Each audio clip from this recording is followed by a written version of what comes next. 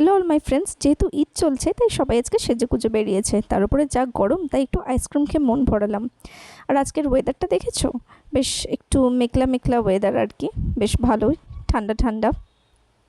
আর এই যে আমি এখন বাসে করে চলে যাচ্ছি হচ্ছে এক্সাইড। তো সবাই মোটামুটি দেখিয়ে নিয়েছো যে আমি এক্সাইড গেলে জুডিও আসবই। তারপরে আবার জুডিও সামার কালেকশন এসেছে, আর সেটা আমি দেখবো না এটা কিভাবে হয়। তাও আমি দেখলাম যে সামার কালেকশানে ওরা কীরকম একটা উইন্টার উইন্টার টাইপ ড্রেস রেখেছে। যাই হোক, কী আর করা যাবে, বেশ ড্রেসগুলো দেখলাম সামার কালেকশান মোটামুটি।